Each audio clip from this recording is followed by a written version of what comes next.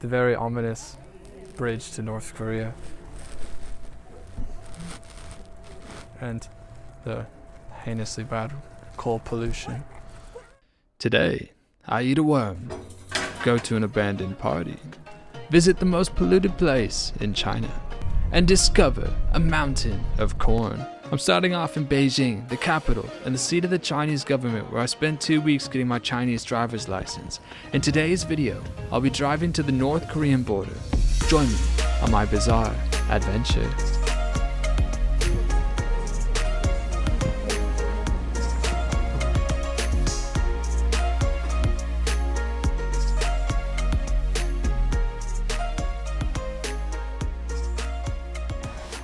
It's been 7 years since my last time in Beijing, and a lot has changed since then, but that's all for another time.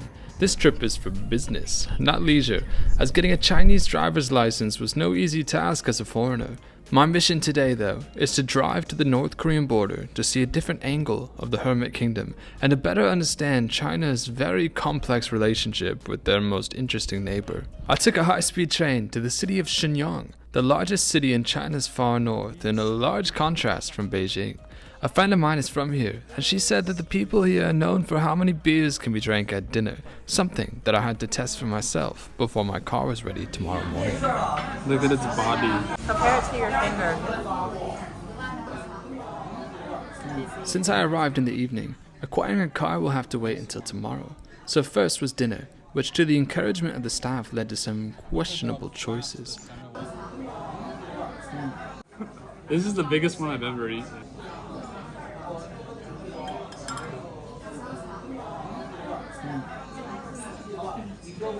They taste the same as the small ones. In the morning, I went and bought a Chinese cell phone number. I figured I would need one at some point if I was serious about self-driving to the North Korean border, since so many processes in the country require a local SIM. This turned out to be a much harder task than I expected, with many of the stores I visited in mild disrepair and unable to give foreigners a phone number. I'm not sure if those two are related. I don't think anyone here knows how to do a foreigner when I've been kicked out of like 3 stores now. Let's see if I can get a bit of luck. I should have picked a number with an 8, but I picked an unlucky number because I'm broke. Thankfully, this would be the last stop. For a bit of context, in China your phone number is based on the values of feng shui, with numbers like 8 being high value for good fortune and 4 being extremely cheap, the one I got, because 4 signifies death.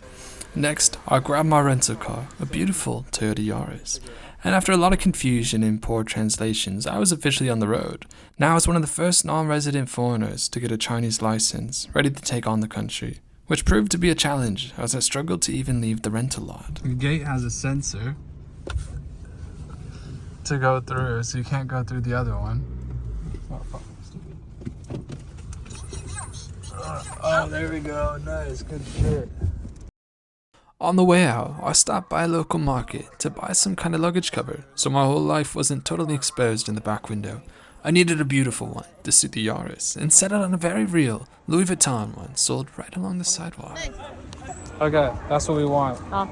Yeah. The journey now was to drive to the southeast to Dalian, a major coastal city and the first and really only major stop before reaching the North Korean border. As night began to fall, so did the remnants of the coal-burning factories that litter China's deep north as colder weather begins to envelope the region. For my hotel tonight, though, I ended up in some kind of gamer suite before I set off to explore the city. Tonight is Halloween, which was quite popular in China the first time I was here in 2016. After all, who doesn't like cat curls or an excuse to drink in a costume? We got invited to a party, so I went to pregame with some luxurious red wine from Beijing. I've never had Chinese wine, so I don't really know. Just scoot the gamer chair over here. Let's see if I can solve this wine bottle. I don't know. See if I can open it. Nice. Oh, it's utter shit. It's so sweet.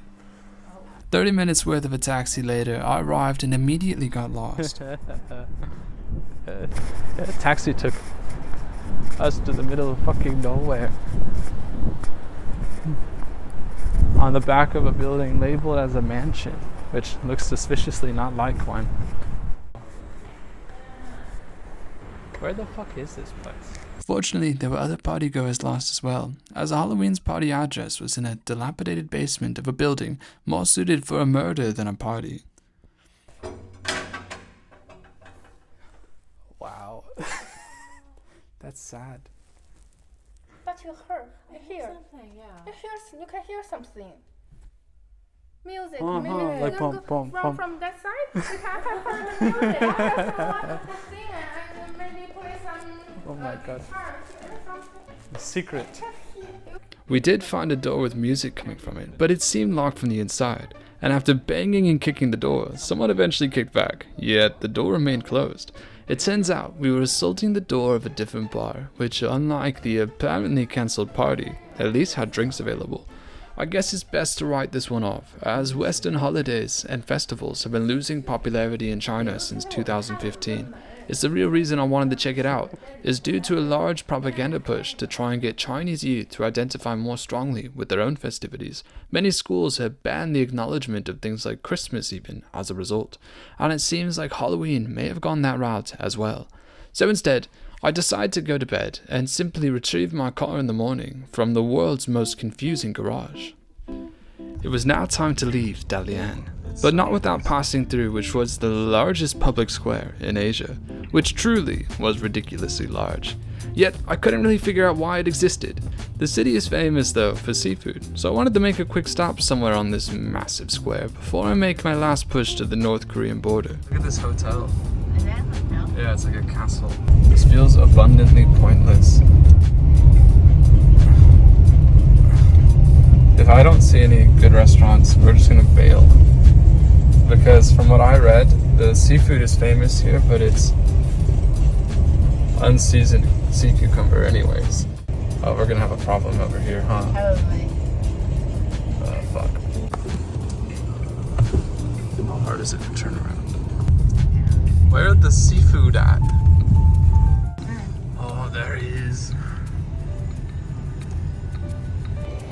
All the restaurants that aren't the really big ones that are like $50 a person are completely shut and are just filled with construction material. All the windows are closed up. I can fit through here, I think. Fit through here?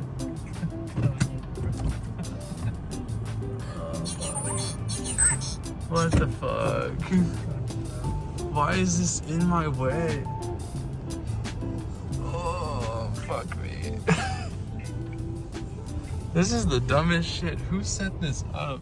After it became increasingly clear that things were not going to work out in my favor, I decided to do an emergency measure. And even my emergency measure, the McDonald's, was closed. I think Dalian was theoretically interesting, but not really. I don't think there's shit to do here. Half the buildings are deserted. There's not too many people out and about. Pollution is bad. Maybe it's time to go. You need a Chinese bank account to use the QR codes on the parking meters, so it can't fucking park anywhere, which is exhausting. Yeah, Dalian's seems like a nice city, but we have to move on. It has a bit of interesting history. You have Japanese occupation, the Russians occupied it. Most of the old buildings have kind of faded away and been removed, replaced with high rises and whatnot. Plus, you know, the history of the Japanese is not the most satisfactory one, so naturally it hasn't been preserved as aggressively. The city's famous for seafood, but we haven't really had the opportunity, and then all the places we wanted to go were closed, which is bad luck. So we're just going to move on. We're going to head to Binghai. It's time to give up and head out. Now only just a 4 hours drive to the North Korean border. The empty buildings on the way are related to the excess, really, a recent slowdown of China's widespread construction and infrastructure boom. Too much was built, much of it on borrowed money. Many projects only being half completed even though they were already pre-sold to buyers. For a lot of these buildings, neither the buyer nor the clients will ever see their money again. This area is meant to be quite tourist friendly, but it's not the season. And since COVID, for many investors in these projects, it might not be the season for quite some time. As I drove on though, I realized that I was slowly starving to death, but it would seem that my fortune has finally turned as I spot a very familiar face in the distance. It's pretty depressing. It's all empty. Everything's empty. Let's see about the McDonald's. A walk of shame after failing to get any rare sea cucumber or seafood dumpling. They've drive-through. Huh? We're gonna do the drive-through. I've never seen one in China before. Oh, but yeah, it's a beautiful sunny day, and it is clear skies. It just doesn't look like it. Okay, nice. We are the first foreign people to ever use this McDonald's drive-through. This is pretty exciting stuff. Breaking barriers. Oh, how would you order this? McDonald's. Oh fuck. Maybe we should walk in. I think we should walk in. Reverse of shame. Bye bye McDonald's. I'm at a random roadside stop in China at a McDonald's. And they have exercise bikes. Big size and small size. I think this one's gonna be too small for me. Yeah, I think this one's too small. You can take Give me the big one. That's probably ours. So, let's see. So you have, you can do, oh, that's nice. America needs to get on this level. America could use these at every restaurant. So I was gonna take the scenic highway, the Riviera, the Chinese Riviera highway all the way to the North Korean border and stay in a city called Dong'an, something like that, where there's like a North Korean border market, a bunch of North Korean people live there, North Korean food. I did see a documentary where some people got arrested for filming there, so I have no idea how that's gonna go. But I think I'm gonna skip the scenic road because it's so fucking polluted that there's absolutely no reason at all to take the scenic road because there's nothing scenic. I don't know why it's so bad. I mean, this part of China is normally, relatively okay for pollution, but there's no scenery to be enjoyed today. So I think it might save some time to get off the slow roads and onto a better highway. Unfortunately, I missed my window of opportunity, and I wouldn't find a road to a faster highway. Continuing on the road I started on though, today is somehow more polluted than the last, and the roads began to deteriorate. And unfortunately my scenic drive to North Korea turned out to be a nightmare drive, but when I say that out loud it doesn't sound that unusual. I guess it makes sense. But whoever called this the Riviera of China and got that to stick, you should be doing marketing in America. Yeah, this is pointless. Giving up on the Chinese Riviera highway. I carried on for a little while longer, pulling up to a small fishing village to get a breath of fresh air, or rather, something somewhat similar to one. Yeah, fucked up. This is the Chinese Riviera. Just insane levels of pollution. And just these boats just docked. The water level's really low. And just boats as far as the eye can see. Ruin, infrastructure, new buildings. Weird place. And the sun in the distance.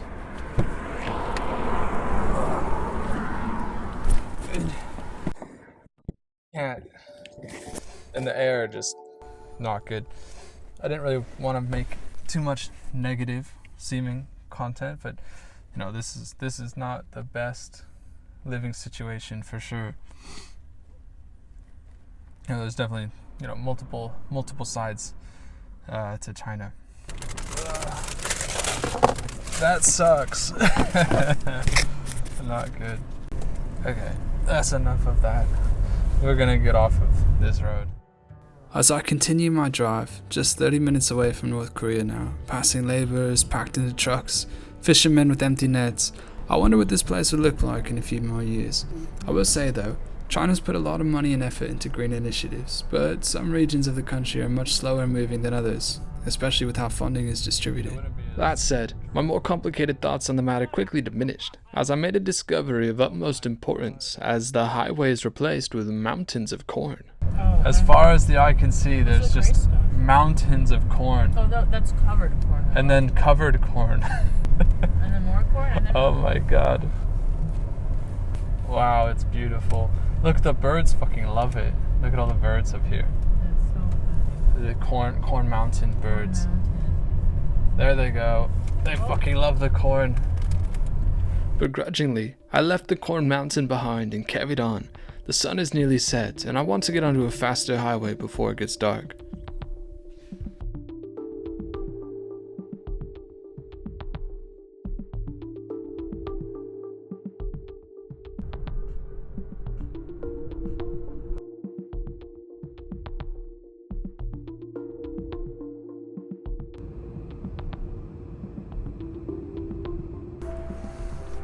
At a rest stop now, and the pollution's gotten worse, and it's been added with fog to make it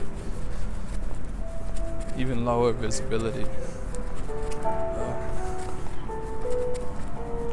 Let's see. Oh, we got a nice fancy door into the rest stop supermarket, and it smells like cigarettes naturally. These are getting increasingly barren. Usually there's like restaurants and various things popped in, but not in these ones. It is like terrible to breathe. As I drive on, the pollution becomes worse as it settles with the colder evening air. But I think I've finally arrived at the bridge to North Korea. So this, oh shit, yeah, the bridge. This is a bridge to North Korea. All right, let's see. We're gonna go say hello to North Korea. You can see nothing. And the smell smells just like smoke. This is a river. Yeah. The very ominous bridge to North Korea. And the heinously bad coal pollution. Oh, ni hao. What's cute in Chinese? cry. I'm crying.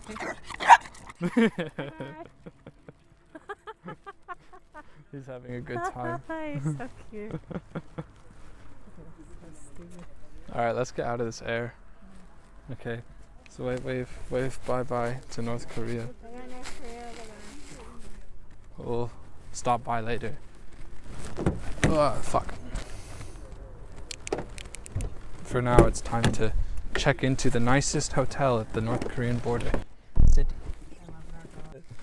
That dog is a fucking menace. He's just harassing the public, just snarling at everyone, having a great time. Good for him.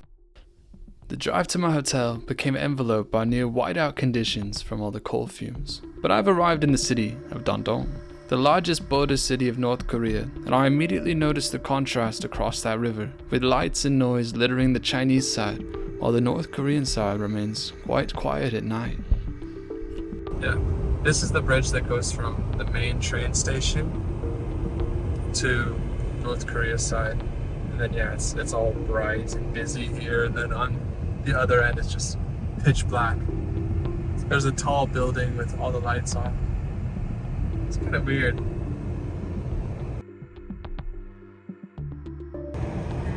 Let us in. Oh fuck yeah. And then yeah, I'll just park. I made it to the hotel. Gonna see if they'll let us stay. If this one doesn't take foreigners, then honestly I don't know which one will. In China you need to have a special registry to take in foreigners, and they send your information to the police station. There's just a bit of a process. So not every business is willing to do it. And now that we're really kind of out here, I think even less will be willing to do so.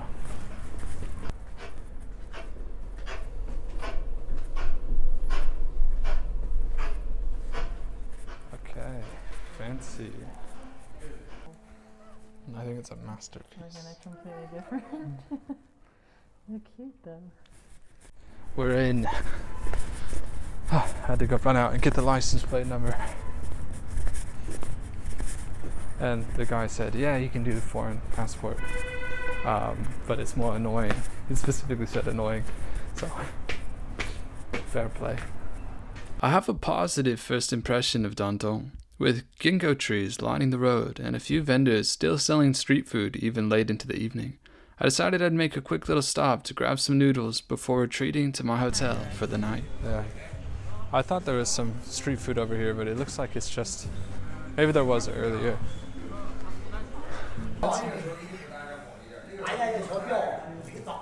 We accidentally ordered cold meat, That's okay. which is risky business out here.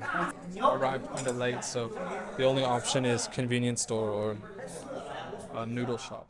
Both bowls and the side of cold meat is it's like $3.50 per person. The cold meat is what you'd expect it to be, which is good enough for me. That's it though. I finished my drive to the North Korean border, surviving both police checkpoints and all the pollution. And this is all I have for today. I'll be spending the next week exploring some of the very, very strange things that happen around here. So join me next time on my bizarre adventure. I'm admiring the aging atmosphere and all the old hotel control panel. So I've been saying it wrong the whole time. The city's name is Dandong. Dandong. Yeah, it does. I mean, but it's wrong. So, Dandong. Well, that's probably wrong too. We'll hear someone else saying it differently. But compared to the abysmal drive yesterday through literal polluted hell, it's only minorly polluted today. Which means might get a good glimpse of the North Korean side.